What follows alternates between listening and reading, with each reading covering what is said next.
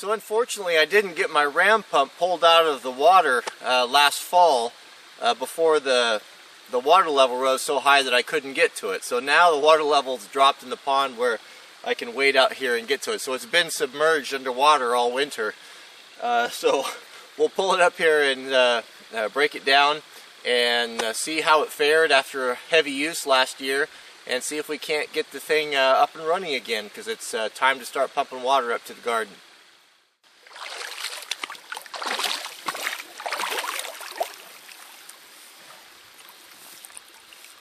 It's still there. You know, we might be able to just move it up on the dry ground here and not disconnect it. Let's try that.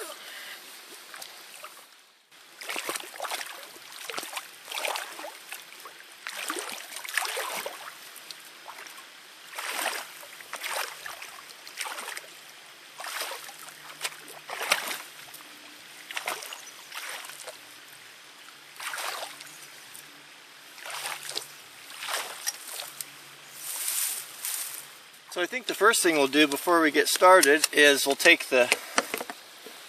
make sure that we'll drain the water out of the standpipe here.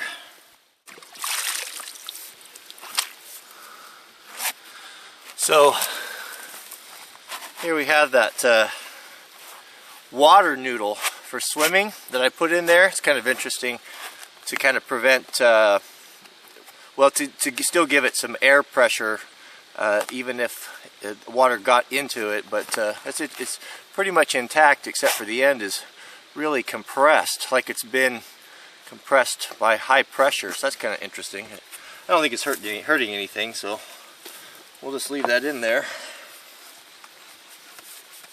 So the other thing, as the water level diminished towards the end of summer, you can control the amount of water that the pump will pump by rotating this waste valve here off to the side. The more you turn it to the side, the less it pumps. That way, if you don't have an adequate supply, you can control it. So now that we have all of the water we could possibly want, we can turn this back.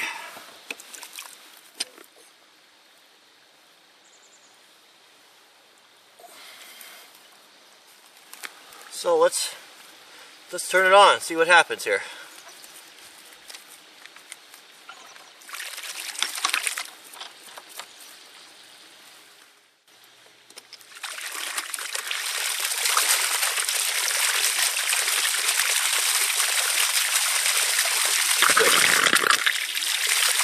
I noticed that to restart this, I pushed down that waste valve and burped all the air out of it. I can see there's some debris in the pipe. It's probably the screen on the intake maybe was taken out by the winter, so we'll go up and check that next because the water's really dirty.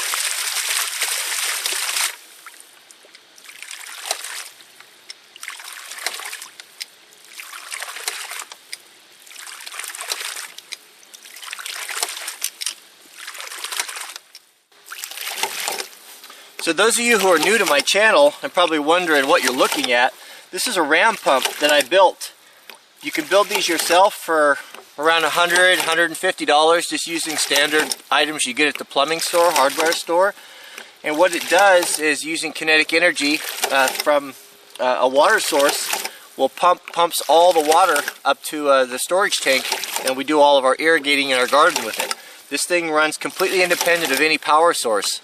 It's the closest thing to a perpetual motion machine that I've ever seen, and it's just amazing. So as the water comes down, it has energy in it, and it acts these two check valves, which in turn pumps at peak performance about 1 gallon a minute of water 24 hours a day up to the storage tank. So I can see here the inlet, the screen on the inlet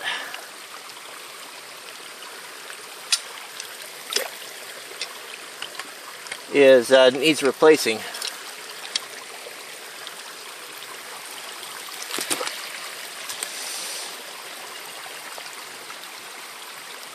Ooh, that water is cold.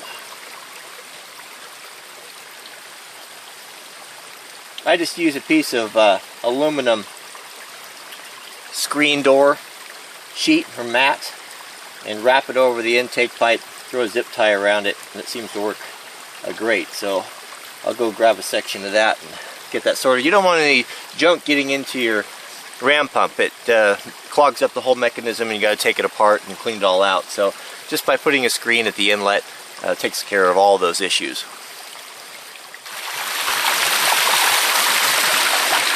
So here, I just walk the steel line, 1.25 inch line, the drive line that supplies the ram pump.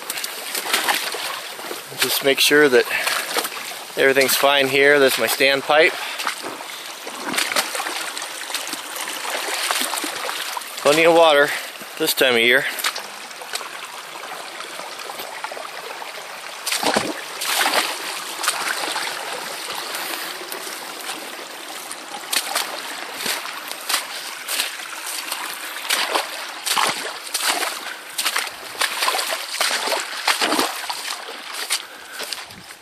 We'll go check the pressure on the pump, and then we'll follow the supply line up. It's probably inevitable that there's a place or two that'll be broken that'll need repairing. Looking good. Our pressure's pushing up now to 22, so that tells me that maximum pressure on this is about 43, that it's still filling up the line. So we'll follow that up and see how that fared. So the steel line we just walked is 1.25 inch, and this is the supply line which feeds the water tower. And the supply line in a ram pump should be about half the size of the drive, so this is 3/4. It's not exactly, but just roughly. I put this in temporarily last year. Wanted to make sure that everything was going to work, but this year hopefully I'll get a trench dug and bury the supply line underground. Using PVC, which is much more durable than this poly pipe. Yeah, already before I got up here, that pump is pumping water up here to the water tower. So that line comes through here and will go up and then fills the water tank. And the water tank in return supplies the garden, the irrigation, the drip system on all the area on the garden. So this water tower built last year, of course, and there's room for another tank up there, so it'd be nice to have 2 tanks, and that'll as the garden expands we can expand the volume, but we had we weren't able to drain this one, so we have a long ways to go. So the application of a ram pump is absolutely legit. It's a super inexpensive pump to build. It's something you can do yourself. The design is extremely robust. I think as we saw today, it could sit underwater through the whole winter, frozen in with the ice, and just a matter of minutes restarting it, so with no apparent issues whatsoever. So remember, if you have a need to supply water and you have just the smallest amount of fall, you can utilize this. A lot of people think that they need to have a tremendous amount of fall, a lot of head, but you don't. I've had mine working with as little as 6 feet of head. And as a rule of thumb, the ratio is for every foot of head the ram pump is below the supply, it will lift 7 feet. So if you can just get 10 feet of drop from your water supply, you can potentially, lift close to 70 feet or so. And then that just goes up and up. So it's great. So if you're interested in how to build one, just go back to my channel page, and I've done several videos on putting it together. But now that I've had it in use, used it all summer heavily, I just think it's just a bulletproof, foolproof design, and it's just absolutely brilliant. So thanks for watching, and we'll see you in the next video.